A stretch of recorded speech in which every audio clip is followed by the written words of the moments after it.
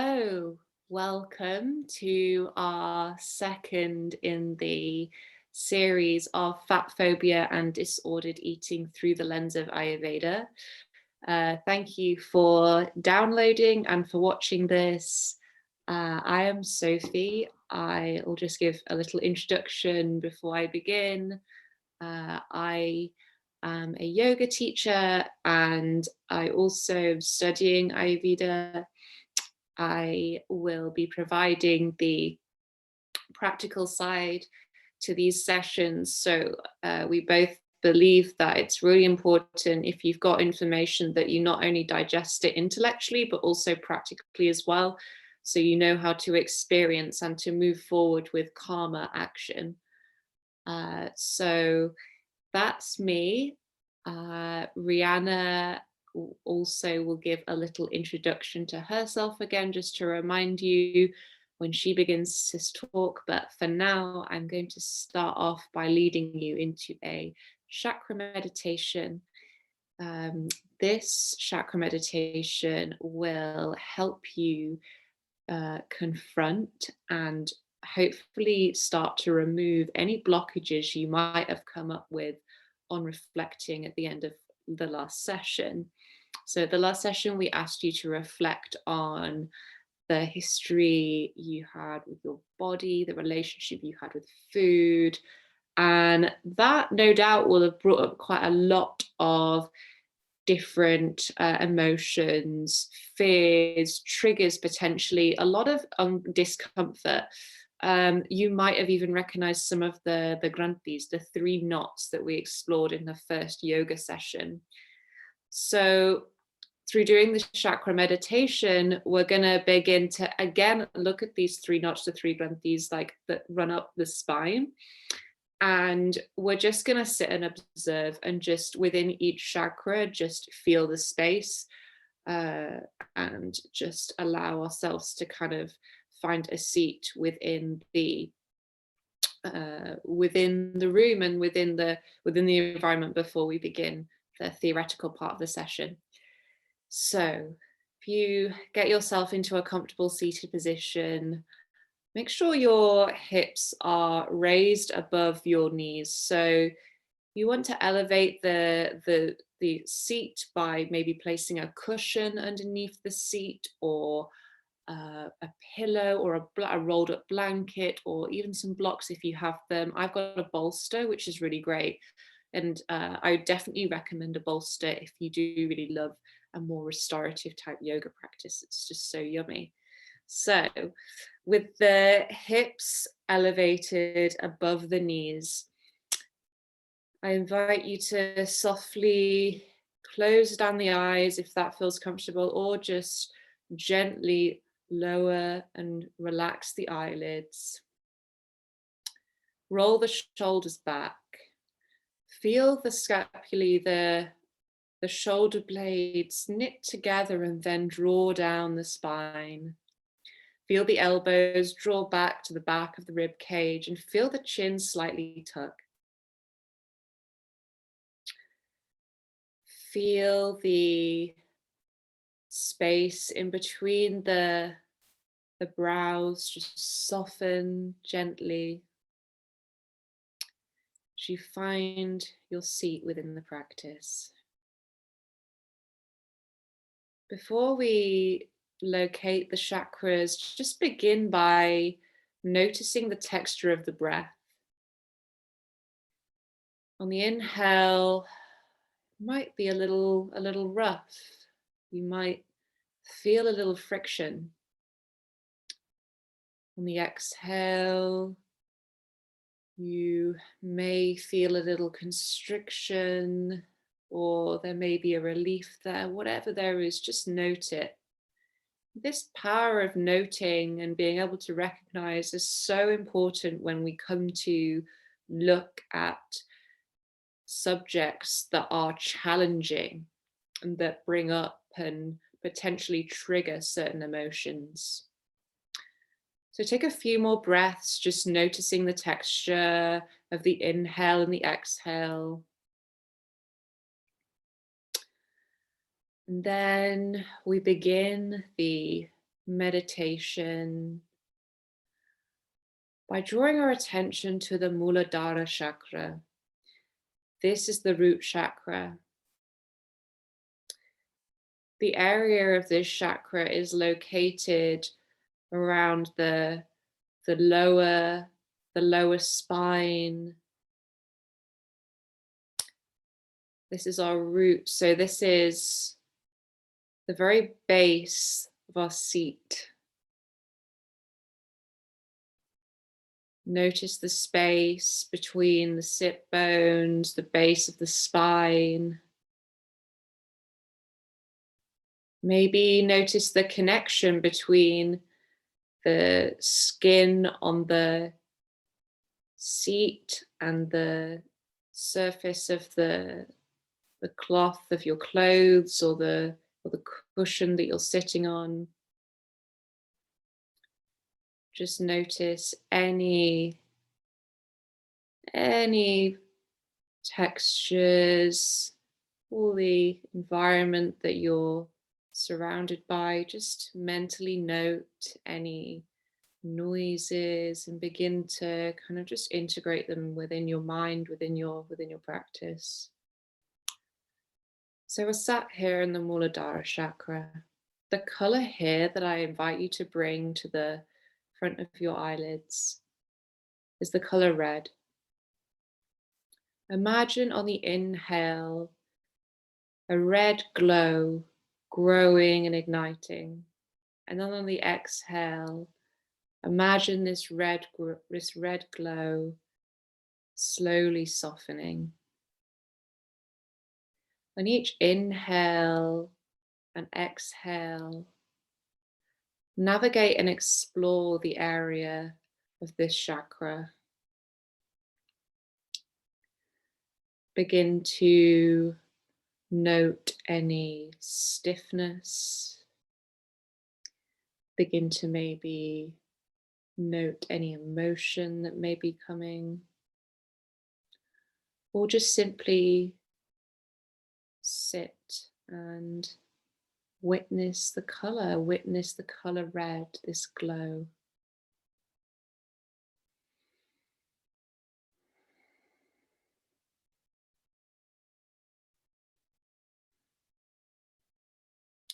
This chakra is where we find our home. This is where we find security.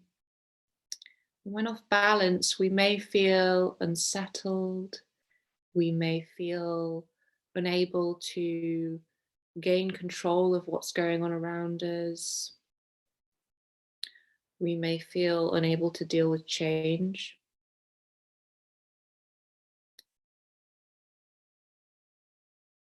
So whatever passes the mind as it may flip from one thought to another, use the breath and use the awareness of this space to anchor you. Inhaling, watching the red glow spread across the floor of the pelvis. Exhale as you witness the glow gently soften. Inhale and exhale.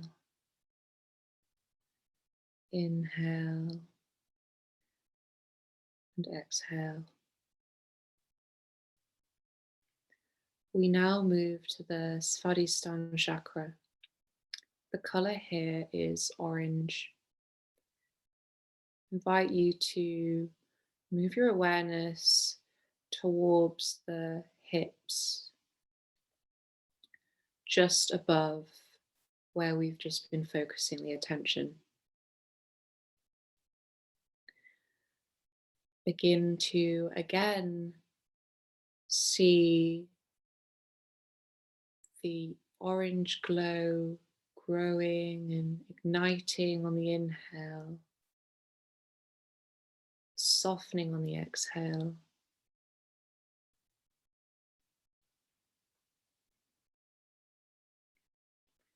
This area of the body, this chakra, Svadhisthana chakra, is connected to our sensuality, our creativity. The element here is water, so it's when we want to, or when we're feeling like we maybe need a bit more fluidity on our lives, this is the space to open. As you keep breathing and inhaling the color orange, witnessing the glow spread, and exhaling as it softens,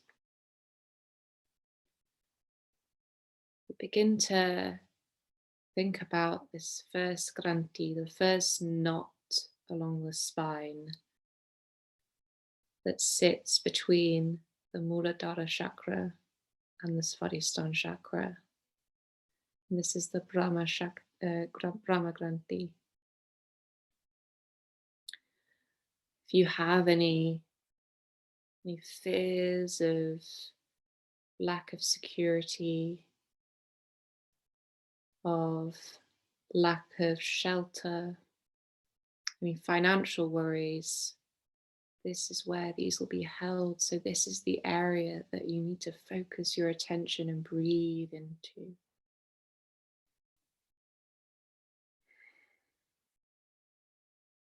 We now move up to the Manipura chakra. The color here is yellow. Imagine the color yellow glowing and igniting throughout the whole abdominal region as you inhale. And then as you exhale, see the softening of this sunny and warm yellow. See the space in this chakra, in this area of the body, expand and contract. As you inhale and the abdomen inflates, feel a softness, feel a nourishment, feel joy in what is filling this region, this life force, this prana that is really infiltrating this area of the body and expanding with joy, life, prana. As you exhale and see the softening of the yellow glow, feel relief, gratitude, feel at home. This chakra is associated with the element of fire. When out of balance, we can feel slightly egoic, slightly aggressive sometimes, a little bit too headstrong maybe, unable to take on the opinions of others. But when we really nourish this area of the body, our self-esteem is boosted, our life ambitions are made possible,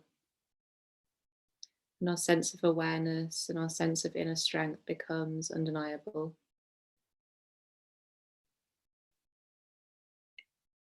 Bring your attention back to the color yellow. On the inhale, as the glow expands, and on the exhale, as the glow softens. We now move up to the Anahata chakra. This chakra is located in the chest. The color here is green. See the color green as a bright glow as you inhale. And see this color green soften on the exhale. Feel the love infiltrate the back of the chest as you inhale. And feel compassion radiate from the front of your heart as you exhale. Feel the breath creating space within the upper rib cage.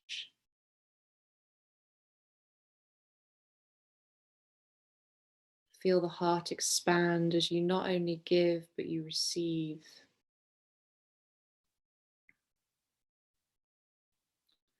Gently noting the green glow and its wavering intensity.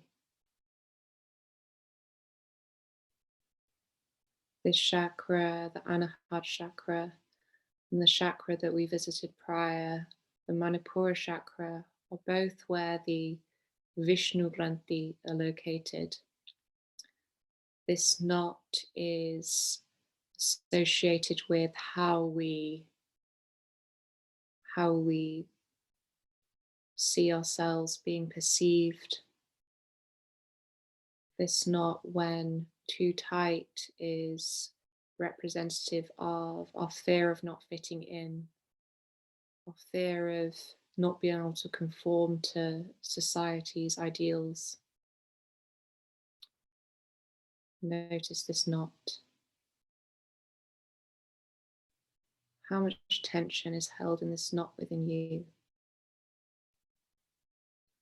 We again make our way up to the next chakra. This is the Vishuddha chakra. It's located in the throat. The color here is light blue.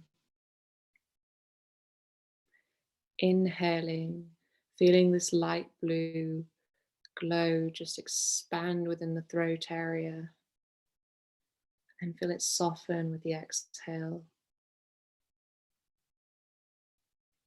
Here is where our self-expression comes into play. Here's where we can speak our truth. Here is where we really have the power to change. Here is where we really need to dig deep and find courage, confidence, and trust in what we say and do and how we live our lives. Continue to note the intensity of the light blue glow as it fills the throat and then softens on the exhale.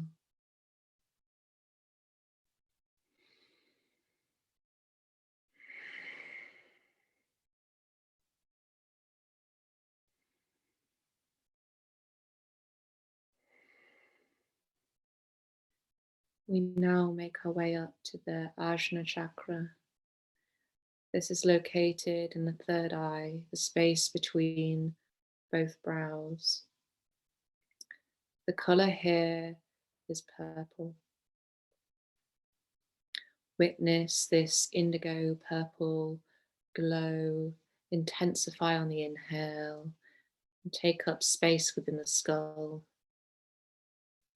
And then see it soften as the brainwaves soften, the thoughts soften on the exhale. Here is where we find our wisdom. Here is where we can really find and listen to our intuition. Here is where we can really find what is right for us, what our body is saying, what we need, what we really need. Keep breathing into this space, inhaling and exhaling.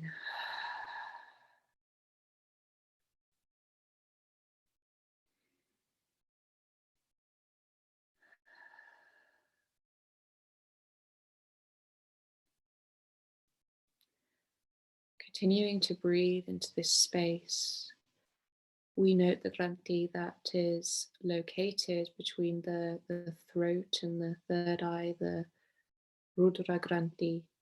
This is the final granthi of the three, the final knot of 3 knots located up the spine. And this knot represents a certain clinging to what we feel others should be doing. The pathways in life that we have chosen that through a certain territorialism or a certain passion that maybe is verging on obsession, or elitism. This is where we need to dig deep and allow others to come in, whatever stage they are in their spiritual journey, in their life path, in their recovery, and really give up any judgment. This is where we can look at ourselves. We cannot judge ourselves for where we are in our journey, our recovery, our practice.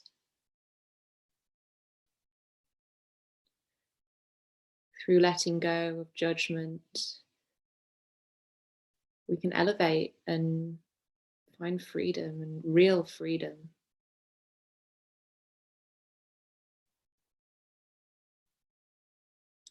As we move above and beyond these knots, we come to the crown of the head, the Svadhisthana chakra. The glow here is white, pure white.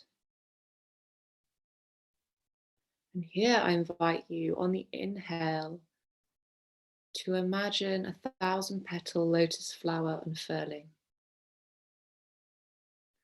On the exhale, imagine it closing back up and radiating light all throughout the body. Inhaling as the lotus petal unfurls and radiates towards the universe, the sky. And the exhale, it curls up and reflects throughout the whole entire body. Continue to witness this for a further few breaths.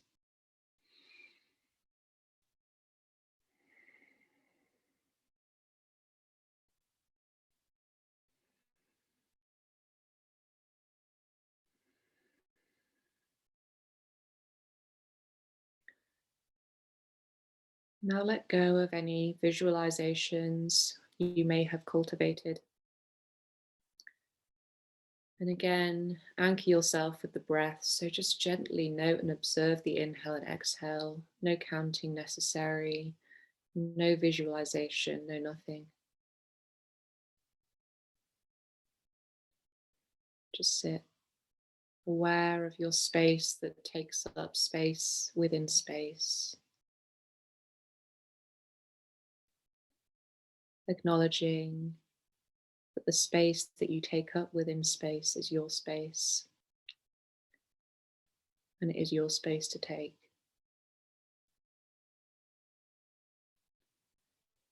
Feel your inner self, your Atman, radiate through the center of your chest all the way out through the surface of the body, through the walls of your house, through the borders of whatever region you may live in, and out into the sky and the universe. All of this is yours. All of this is accessible to you.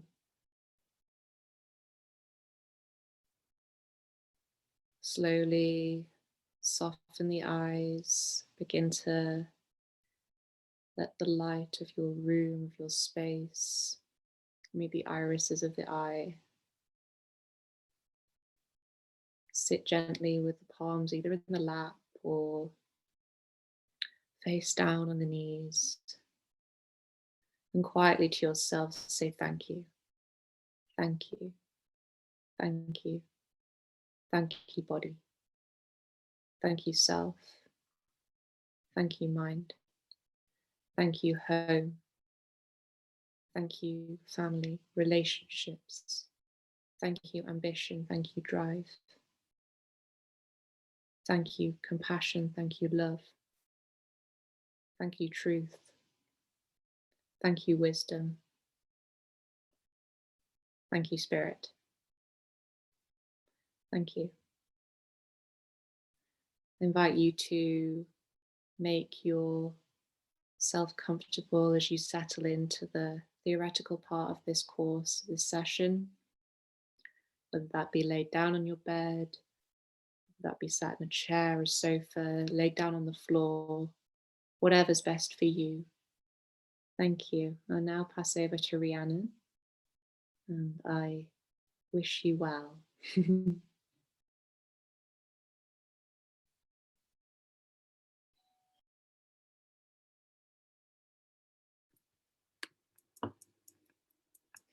Hello. So make sure you've got a drink, make sure you're in a comfy position, ready for me to go through this talk. What I'm going to do while you get yourself comfy, while you get a drink, I'm just going to quickly remind us all what we approached last session. So last session we discussed the culture that we're currently in via looking at the doshas. We thought about the kind of pitta dominance we have in the Western culture and what that does to us. We thought about the kind of suppression of kapha characteristics and the aggravation of vata characteristics that you get because of that. We thought about some kind of positive or more positive depictions of fat through our history. We thought about some different depictions across cultures and how those depictions may vary depending on the dominance of dosha in that particular culture. So it might be a kapha dominant culture. We started thinking of the roots of fat phobia. So we started thinking of the racist roots. We looked at the classist roots and we looked at the sexist roots and how they intersect with each other. And just to remind you again, for the purposes of this series, I will be using the term fat. However, I'm using that as a descriptive term. However, using that in a day-to-day world obviously could be really offensive because it has a lot of negative connotations being put upon it. So it wasn't always a negative word, but it's now used as a negative word. It would be great to reclaim that. However, I'm not the one to do that. But in this particular space, when we're talking on an academic level, I will be using that term. But yeah, definitely don't go out and just use that term unless somebody says, oh yeah, that is the term that I use for myself. Just be very mindful of what the particular person uses for themselves. So I'm going to share my screen now and find the presentation.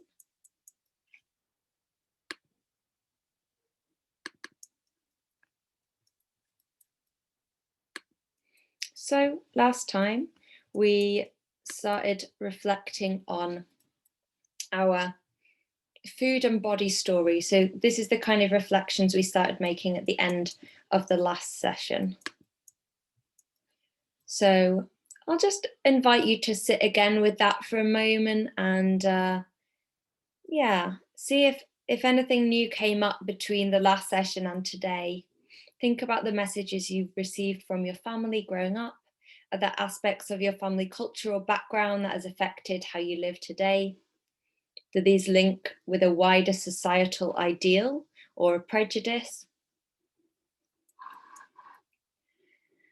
What has definitely happened, as we briefly discussed, through racist origins, including slavery, including capturing indigenous peoples, is that not only has there been historical poverty, which has been transferred through the generations to this kind of feeling of not having enough.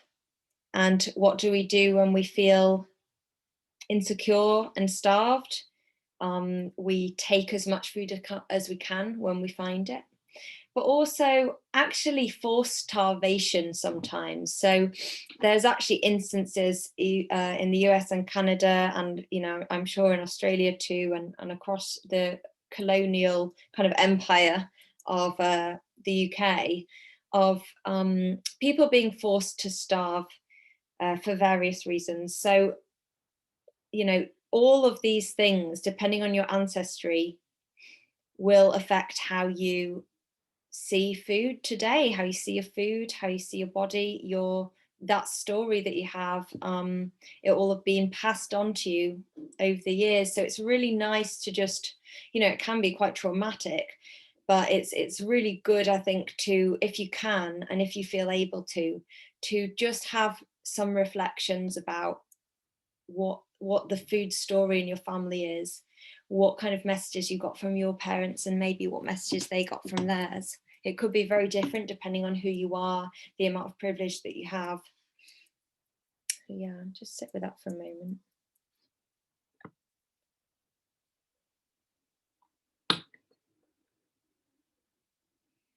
So today, what we're going to do is we're going to have a little look at, well, a deeper look into diet culture and how that came to be.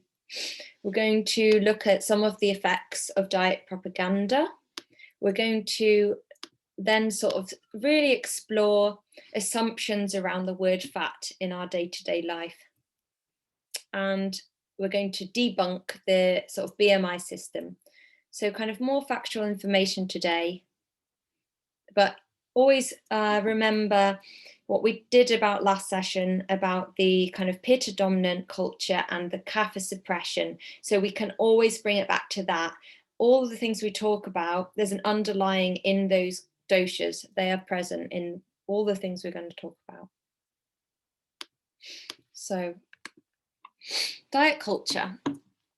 So I'm actually just going to talk about the culture of this very start of dieting, which was actually the invent of calorie counting. So obviously we have loads of various different diets nowadays, but they all kind of originated from the idea of taking in less food. And calorie counting started was started by a woman called Lulu Hunt Peters in 1870, who lived from 1873 to 1930. She was an American doctor, and she wrote in many, many different newspapers. She had a very best-selling book, and the list of top 10 books, her calorie counting book was in that list from 1922 to 1926. So this is a very iconic piece of work that, everyone was picking up around that time. She was really interested. She was really one of the first people to be interested in how we actually lose loads of weight via what we're eating. And, along with a lot of these kind of dominant things, dominant pitta culture attributes, calorie counting seems quite a key, obvious kind of pitta dominant trope, because pitta is mathematical. Pitta is logical. It's like, if you add this and add this, you'll get this. If you get this and then subtract that, you'll get that. It's very, it's very black and white. It's very kind of a clear way of looking at things. You kind of get the pitta kind of side of the brain, and then you get the kind of emotional, gentler, kind of inquisitive side of the brain. But the pitta side is where we process this kind of factual data, hence why a society dominant in pitta is going to favor that kind of data, is going to favor and value, those kind of ideas. So this was really popularized because of that pitta dominance. And, it's a really clear method. Everyone wanted simplicity. Just give me a simple way. I've been told through all of these kind of racist, sexist and classist ideals that maybe I'm unaware of, but, I've been told that actually, if I want to fit into the high society of Europe, I need to be thin, especially as a woman, a white middle-class woman, I need to be very thin. So how do I do that? Peters will tell you how. This is how. And she very, very much throughout the book equates the idea of thinness with moral superiority. And we've seen where that comes from in the previous session. She conflates diet and health with attractiveness. So if you are thin, if you are, healthy, you will be attractive, and being fat with shame. Food was kind of described just in numbers rather than any of the quality of the food. So the first time we see this happen is during this time, where actually a burger is just the same as 5 bananas or whatever it is, because it's just all about numbers. It's not about quality. So we can see again this pitta attitude of kind of really taking things out of nature, just uprooting them from their source. We don't care about that. We're not interested in where this came from. We're not interested in the nutrient quality. We're not interested in the substances, the elements that this food contains. We're just quantifying them with numbers. It's much easier. That's what we're doing. And really went along with these attitudes of separatism as well. So separate, this upper class kind of white ideal from Black people, separate the upper classes from the working class, separate the thin from the fat, separate food, separate us, separate our civilization from nature. It's not natural. We're not natural. We're these kind of super beings that are superior to nature. So another thing that she did was, it was actually although she's in America, it was during the First World War, where America did have some involvement. And because of this, she actually advertised calorie counting as a patriotic act. She said it would make rationing a lot easier, and it would also make you a really good person, because you could save food for your children. So you'd be a really moral person if you were going to go along with this calorie counting ideal, but you'd also lose pounds. So you'll also be moral in that way. You'll be attractive as well, and you'll be kind of doing what you meant to in life as a white upper class woman. Being overweight was therefore portrayed as unpatriotic. So not only has it gathered all this shame from all of this other historical situations that we've been talking about over the last session, we've already gathered loads of shame on the idea of fat, but now it's also unpatriotic. And we know to this day and age, people get very emotional about patriotism and, love for your country. And so this was a really kind of vicious move of Peter's without knowing it, I guess. This really kind of degraded the idea of fat even more. She used language from the Bible associated with sin and punishment and redemption when talking about resisting temptation. So again, you are moral, you are kind of godly if you can resist this temptation. And that goes along with what we explored last session about the religious ideal, about taking the body, separating the body from the mind. So the mind is kind of clear, has a clear passageway to the soul, to the heavens. And actually, if you weighed the body down, if you let into your kind of sensual desires, you were just kind of an animal and you're not going to get to that heavenly place. So obviously this really did start kind of diet culture, and then we had loads of new diets from there. You could name hundreds of diets that we've had, and it really, because it became a big industry. So Peters was living in a capitalist era, and this was a successful project. So you get lots of other people coming on the back of that and wanting success via this avenue. So it's not really about your body anymore. It's not about your health.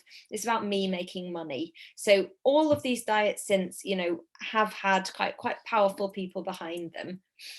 And as I said last time, you have these male-owned sort of fashion and beauty magazines at the time really portraying these ideals as well, and for the pockets, lining the pockets of the men. So what does diet propaganda do? Well, It exacerbates a cultural hatred of fatness and idolizes thinness. It also justifies fat phobic bullying because of this. So we see that clear link. If your whole culture has hatred of fatness and you are fat, then you know people kind of feel a moral duty or a right to kind of bully you, to say that you're wrong.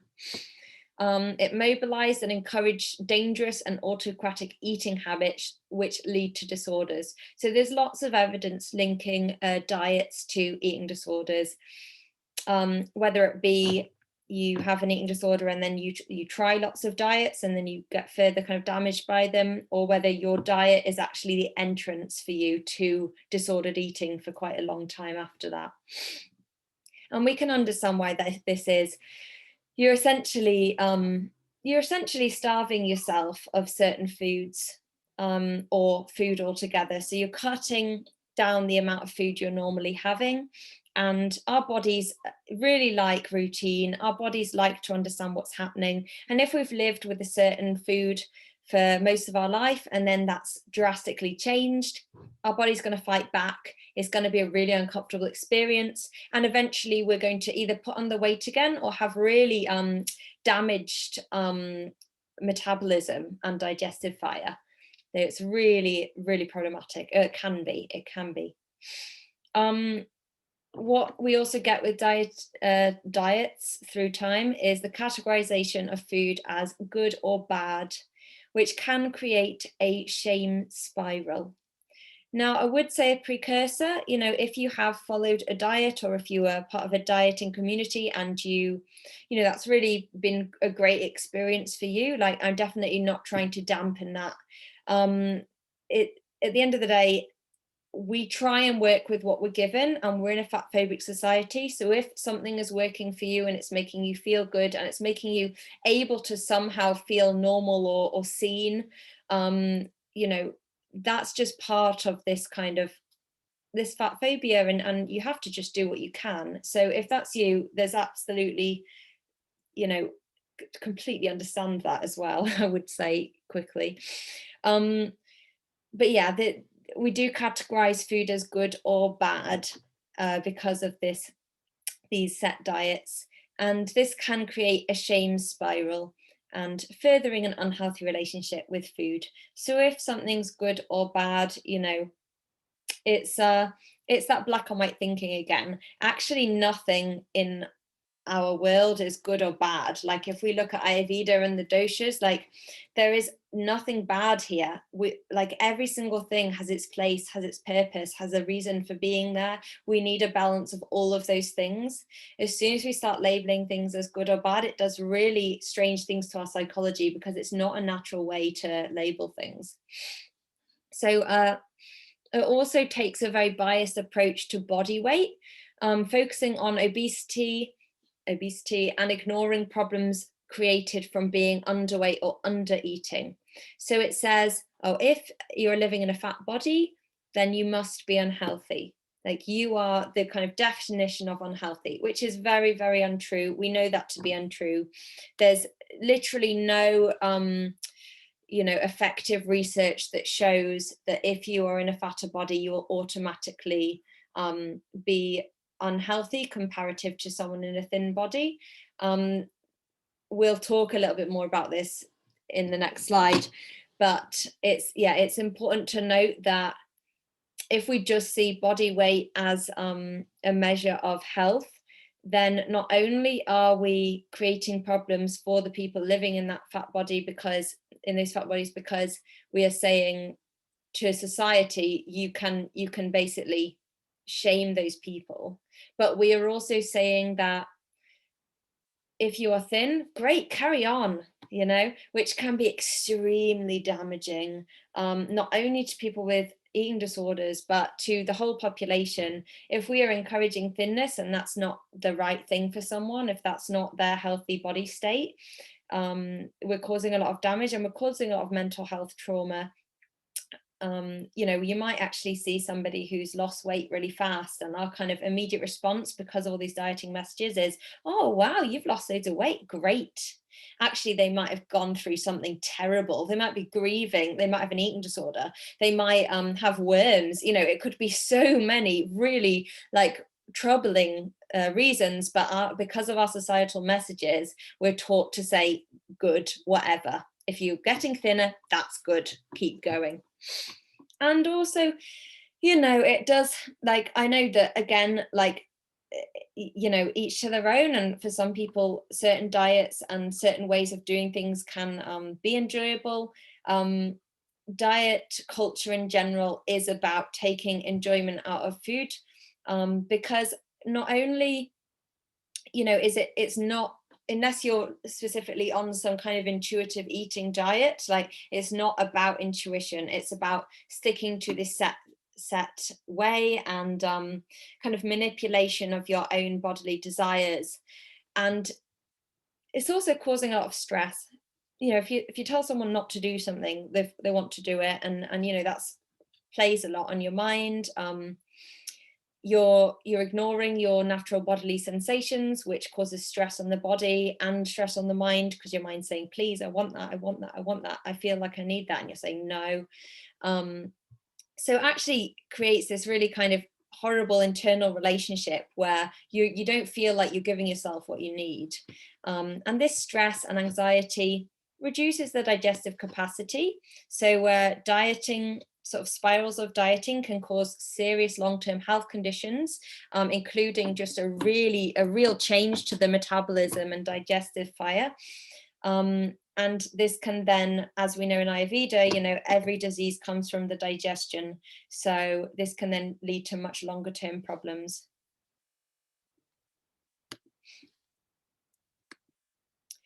So I just wanted to reflect on this idea briefly.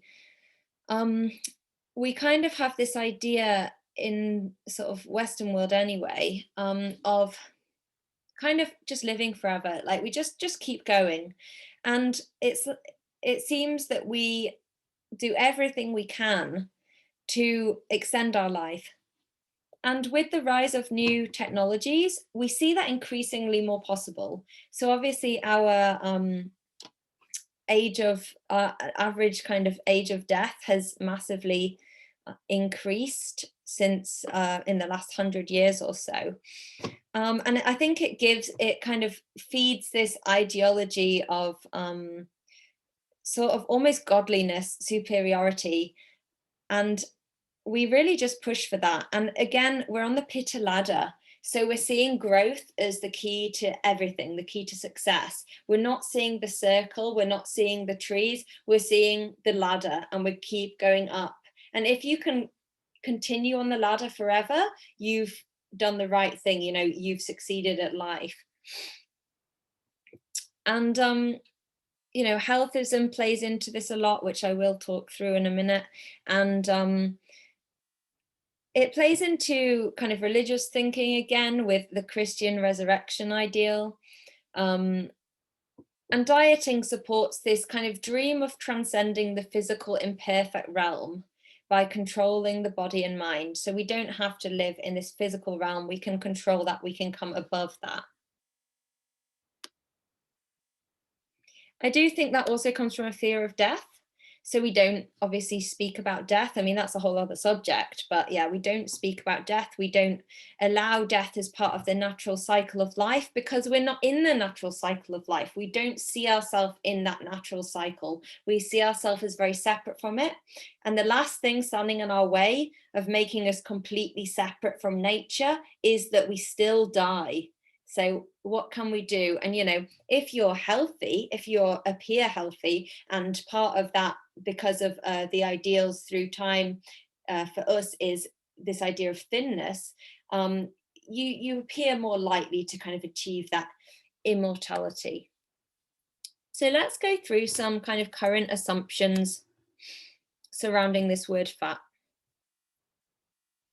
So I did read that, quite interestingly, also just a note before this, I did read that obviously we've gone through the racist, the classist, and the sexist roots of fat, the word fat, in our previous session. And I think it was Aubrey Gordon. She said that fat phobia does help us project our classism, racism, and sexism on another characteristic that has not yet been undermined. So we've got this new thing to focus on, but actually, while we're shaming fatness and we're fat phobic, we're enabling racism, classism, and sexism, because that intersection of people, the people on the lower rungs are more likely to live in fat bodies because of the prejudices and the stigmatization and the separatism. So the separatism saying that, oh, right, we need another negative trait. Let's firstly pick up on something that we can change as rich white people. We can be thinner because of all these different things. Let's say fat is bad first. So we've already decided and made the assumption that fat is bad. And then we've also, starved these people. We've tortured these people. We've taken away their belongings, their food, their sense of security. And then we've given, for example, poorer communities fast food. So we kind of perpetrate it as well. We don't give them enough medical help. And so the separation gets wider. It becomes easier to be very thin if you're economically privileged, for example, and white and a man. And it becomes easier to be fat if you are the opposite of those. So it's being fat phobic is basically, it's linked to also being racist, classist, and sexist. So let's have a look at these. There is one body ideal that is healthy and desirable. So this is the kind of main assumption, I would say, that provokes fat phobic ideas in our current day and age. So we've kind of debunked that by going through the history. Clearly, it wasn't always the case. Clearly, there was times when, healthcare professionals actually were really worried about thinness and were saying, stop doing that. But it's because of these ideals were just constantly perpetrated. Capitalism came along, it was lining the pockets of wealthy people, and it was also creating the separatism. It became the healthy and desirable ideal. So there's no real information or data behind that being correct. Healthy means thin. It's kind of the same message. Again, we've got this idea as well that all thin people are healthy, which is completely incorrect. You could be smoking every day, drinking every day, have heart disease, liver failure, but very thin. And if we go along with fat phobic ideas, you would be a healthy person. And also, so science shows also that people with a higher weight generally, so this is, there's a lot of scientific theory behind this. People with a higher weight generally do live longer and have better health outcomes. So it's just, it's just completely debunked multiple times, but we still cling on to that idea. As I said, during the 18th century, some doctors were even publishing fears about people getting too thin. And we can see this even in the Ayurvedic theory. So we see that people more likely to live in slightly larger or curvier or stronger bodies with bigger muscles and more flesh and more fat tend to be higher in kapha or have higher kapha birth state. And these people do live longer. So that's known about in Ayurvedic theory as well. They are healthier for longer. They tend to suffer less with immune deficiencies. They get viruses, get bacterial infections way less, and they do live a longer life.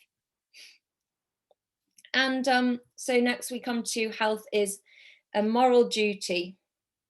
And I'd like to just, I suppose, introduce the idea of healthism here if you are unaware of it. So Healthism is a system that sees health as a moral imperative and that defines health as looking and being a certain way. It separates behaviors into categories of good or bad and gives full responsibility to the individual. So it doesn't see any of these origins, it doesn't see the history, it doesn't see traumas, it just sees like you are in control of your health and your body. Robert Crawford first described it as being a preoccupation with personal health as a primary, often the primary focus for the definition and achievement of well-being. So it's elevating health to the highest possible value, and it's attributing health to certain things. So it's not really looking at mental health. Everything good in life, is down to a particular type of perceived health. And this reinforced sort of privatization of the struggle for general well-being, while at the same time denigrating anything or anyone that appears outside of that perfect health bubble.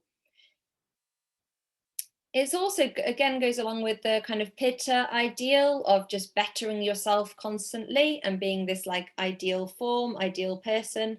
Whereas actually, you might see with Kapha, for example, like Kapha is not necessarily going to be preoccupied with being, growth and being on a ladder. So that's not going to appeal. I'm going to do what makes me feel good in the moment. I'm probably going to live a longer life than you, to be honest. And, I'm just going to be quite relaxed with it. That's not my ultimate goal. I'm not constantly traveling up this ladder. And at the same time, as we spoke about before, we're aggravating Vata. So Vata's like, oh my God, I can't climb this. I don't know what I'm doing, but I obviously need to be doing this. And then Vata's like putting loads and loads of pressure on themselves to be that way, to keep going, to do whatever they can to fit in. And then Pitta itself is aggravated because Pitta's, especially Pitta women are suffering from a lot of internal pressure. So their Pitta mind is saying, you're not good enough, you're not good enough, you're not good enough, you need to be better, you need to be better, you need to be healthier, you need to be healthier. And that is not a healthy place to be. What do we come to next? So that's the idea of health as a moral duty. And body insecurity is the main problem. So this is an interesting one, and I didn't really think about this, I suppose, before I did kind of the reading and the research that I've done. And the fact is that because of how fat is portrayed in our culture, a lot of people will see somebody who is living in a fat body as probably sad, probably you're not having a good time, but we're all just insecure. We're all insecure in our bodies. And to some extent, this is very true because of fat phobia. We all do have a fear of fat in our culture. And so thin people, just as well as fat people, have a fear of gaining weight and fatness. However, if we just see that as the main issue, we kind of equalize ourselves with people who are living in a fat body, and we say, oh, we're all going through the same thing. We're all just very body conscious, and, this society, aren't we all worried about our bodies? Well, although we are, to some extent, the problem with saying body insecurity is their main issue is it completely ignores and devalues people who live in fat bodies' actual experience of abuse on a daily basis. So people who live in fat bodies are discriminated against and harassed, abused. They're not treated equally by the medical system. Often if you live in a fat body and you come and sit with a doctor, most of the time they will attribute whatever you're saying, even if it's about your ears or whatever, to your body size because of our culture. So you will not get the same treatment, you will not get the same the equal opportunities to healthcare. You won't get tested for things as much, you won't get screened for things as much. And this is one of the big things that contributes to people in fat bodies getting ill, in our society. So we might have all these graphs that is like, oh, you know, over this body weight, you have more commonly, you're going to suffer from these disorders.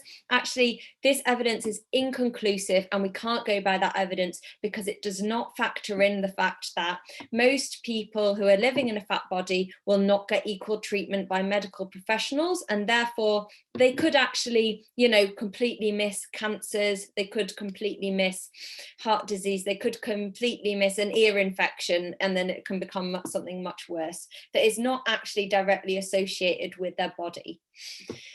So that's really important to know. You know, people who live in fat bodies will literally have abuse hurled at them on a daily basis because of our fat phobic society.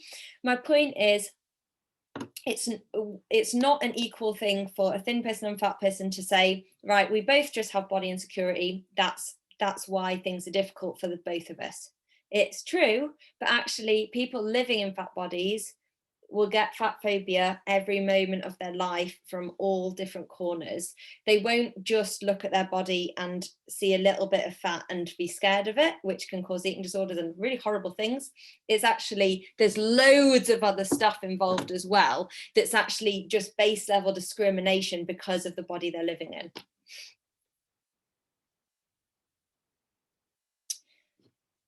So if you have a fat body, you will inevitably feel bad about your body. So, you know, this just kind of goes along with attitudes of sort of, you're so brave, you know, which, yeah, so it's kind of messages you might get from a thin person if you live in a fat body, which are very unhelpful. This idea that kind of fatness is just the worst thing ever, you know, that's our fat phobic society. So if you are living in a fat body, then you might be treated that way by others. You must feel bad about yourself. Like, if you can't lose weight, at least feel shame, you know. The medical industry says it's an issue, so therefore we all have the right to help and encourage people to change. So we might kind of link this to concern trolling. So this is a term that is used when people say things like, I'm just worried about your health. So that's not helpful. Yeah, it's saying it's medicalizing fatness. So it's saying, kind of coming up with terms like the war on obesity, kind of phrases like obesity kills more people than COVID. But actually, again, as I was saying, we need to, there's not conclusive evidence on this, even if it was helpful, but we'll talk about that in a minute. Because actually, you know, you have to look at correlation versus causation. We have yo-yo dieting, we have weight cycling, we have stigma, which cause mental health issues. We have actual prejudice in medical establishment that could and do massively cause negative health outcomes. And they are not about just being a person in a fat body. The medical industry is extremely prejudiced against fat people. So, you know, as I've spoken about already, this is a massive reason why we get these kind of results, like, you know, obesity kills more people than da da da. And, you know, I even saw this myself. I'm going to just share with you briefly an experience I had with my grandma, who was, you know, called medically obese, and she, you know, she was at hospital, and she'd been the size that she was all her life, and she, you know, she lived till 89. She was a very healthy woman, and she was a Kapha woman. She was Kapha Pitta. She was absolutely an absolute gem. And at the hospital, when she was getting very ill, the hospital actually said to her, like, need to lose weight, it's definitely just your weight that's the problem, so there's nothing else going on, you just need to lose weight, that's why you're feeling tired, so bye bye, just eat more salad. And then she died, and they found a cancer in her stomach, and they just weren't interested in sort of finding this earlier. And with our medical systems now, they could have found that a lot earlier and then, you know, potentially saved her life. But because she was over a certain weight, they chose not to screen for that. So we really do see this a lot. That's just one of the many statistics. So everyone can lose weight. So body size is controllable. So this is a really big one. Body size is controllable. You know, you absolutely can control your body size. So it's totally different from all these other isms, all these other problems and prejudices, because you can control that. These other people, they can't control their self and how they are. Well, that's also untrue. You know, the research says that 83 to 85% of people living in fat bodies will not permanently lose substantial weight in their lifetime. So, you know, most likely that's not going to happen. If you live in a fat body, you will continue to live in a fat body. That's your body. And whether that be because of some part from your genetics, whether that be because you had a certain type of upbringing, and then, you know, we very much go on the kind of upbringing we have, like that's our body's natural state. It feels healthiest in that state. So whatever we do, you know, we try and get back to that state, even if that state is a fat state. And yeah, so it's there's lots of kind of research showing that really not controllable like people think, and largely depends on what people are even given in the womb, yo-yo dieting and horrendous food culture and diet culture causing lasting issues for digestion and metabolism. So actually, yeah, it's really likely that person won't be able to kind of change their weight substantially in their lifetime. So fat shaming them is not helpful. Dieting works. So diet culture obviously kind of disguises itself as wellness a lot of the time.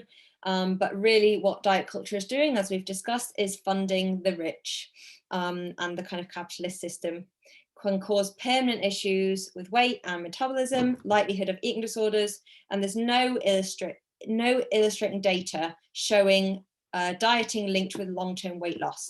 There's just no data, so no, cross. People living in fat bodies cannot have eating disorders. So this is a kind of assumption from the medical industry often, where even they categorize certain eating disorders. So they say you can't be anorexic unless you're under this BMI. What this actually means is that people living in fat bodies will just not get the adequate care and support they need normally if they have an eating disorder. They will just not receive the same support in any way as somebody who is thin. And, you know, obviously, yeah, it's really linked to BMI, and we're going to actually talk about BMI in a minute. And then finally, fat shaming is good for, you know, is for their own good. Like fat shaming just equates to what we should be doing as moral citizens. And, you know, everyone sort of blames the individual. We're kind of in a society where we do like to put blame on the individual. We don't like to look at the history of things. We don't like to look at our own privilege and why we might be a certain way when someone else is not. And this kind of cycle of shame that this person will go through doesn't motivate change. And actually they did research where they showed a group of people campaigns with nothing to do with weight and just loads of kind of positive health ideas and, like, you know, exercising and just people looking happy doing kind of healthy activities. And then they showed them the same campaign, but they were also mentioning weight. And the first group of people actually, they received the advertising really well. They kind of put together a few different healthier things in their lifestyle, whereas the other group actually all kind of gained weight. So actually, if we're actually told about weight and if we're fat shamed, then we're more likely to gain weight. So it doesn't even work, even if people are wanting someone to change weight.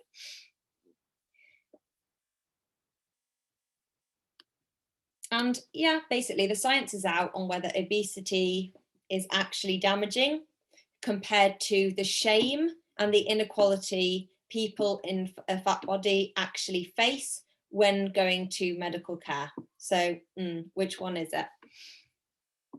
Shaming and discrimination, not effective for behavior change. So I just wanted, just in the last couple of minutes, I just want to kind of note on body positivity, because this is a movement where it feels really great. It feels like, oh yeah, that, you know, there's all these movements now that are about kind of accepting more different types of bodies. I'd just like to give a few notes on this, because, you know, it might come up in your mind. Body positivity usually means the movement against dominant culture's beauty standards, and broader the definition of acceptable bodies. Sounds fantastic. It was started in communities of colour, fat activist communities, and LGBTQIA+. But it's actually now had quite a lot of criticism as having been appropriated by and mainstreamed in ways where the message has been watered down and lost its radical analysis. So when I was reading about this, it seems that people who have kind of initiated this process are now saying that the people who are talking about body positivity and getting a lot of likes and have got a lot of fame out of it nowadays are kind of privileged white thin people. So yeah, it's also been criticized as requiring or pressuring people to love their bodies at all times, which can be marginalizing. And just a really quick note, you know, other things we can use and other kind of things we can look into, which are slightly more kind of current and modern ideas that are still rooted in these communities that, you know, need this work the most, is kind of body liberation, body sovereignty, body autonomy, fat acceptance, fat liberation, health at every size, and weight neutral. So that's just a little note. And then, yeah, finally, before we kind of reflect, I'd just like to just debunk the BMI system fear. I was surprised about some of this. You might know it already. But yeah, so BMI was invented by a Belgian mathematician in the 1830s. So already we can see the racist, classist, and sexist origin of the BMI. It's just this white rich guy who invented it. He based his method on statistics and data collected from European men. Good. Yeah, good representation of the general public, European men. His assumption was that a certain weight to height ratio was optimal for health. Nearly 200 years later, the same method is still used as a health marker. If you do not fit into the healthy category, you may be refused medication, IVF, and even surgery. So you actually refused these like key medical principles. Why is it inaccurate? Weight does not automatically correlate to health, as we know, as we've talked about. Many people in a healthy range are not healthy, and many in the overweight or obese range are in good health. We also know that, you know, if we just look through the doshas, you know, some people, it's really going to be best for them to be in a bigger body. Some people, it's going to be best to be in a smaller body, and that's just their natural state. We are so different from each other. We're not this kind of one size fits all kind of Western approach. It's very much personalized. It does not distinguish between fat and muscle, nor does it take in bone density. So again, we're differing with the doshas. So Vata dosha tends to have very light bone density, whereas Kapha will have naturally heavier bones, which are kind of, you know, that's why you get a lot of bone disorders with Vata people, sadly. But, you know, this is not taken into account. It does not take differences in constitution or composition into account, hence Ayurveda. It was modelled on male European bodies and therefore cannot possibly be representative or accurate for those outside of that small group. So that says it in itself. So yeah, fundamentally, it's completely generalised and lacks any awareness of individuality. It's racist and sexist and can cause massively negative health implications for anyone who is not a European man, including abuse and neglect. So we really still go on the system. It's been changed slightly, but not in any way enough over the years, still based on men. And yeah, we still base absolutely loads of stuff on it. We base the idea of health on this system. Anyone who is suffering from eating disorders or body hatred could also be triggered by this system, along with receiving inappropriate treatment. Another personal note, when I was going through an eating disorder, I remember this being triggering. I remember it being a really triggering thing to know that, oh, you know, actually in my, you know, very ill eating disorder brain at the time, I was like, oh, this BMI. And I was so scared of actually being in the normal category. I was like, oh my God, I know I'm not normal. I'm not normal. I have to be thin. Like normal is going to be fat soon. You know, that's what normal means. So that's, whoa, can be really triggering for those people. Yeah, not a good system. So going to wrap it up with some reflection questions, which I will pose to you and then shut off the recording and then see if anyone in the live session would like to comment or any thoughts that you have. But please, if you are watching the recording, please do email me with your thoughts or any reflections that you have that you just want to share. I'd be very interested in them. So yeah, how has BMI and the dieting messages affected you? What messages about fatness have you internalized? And how, I've just spelled that wrong. How do you pass these on to others? So I'll just stop the share and stop the recording.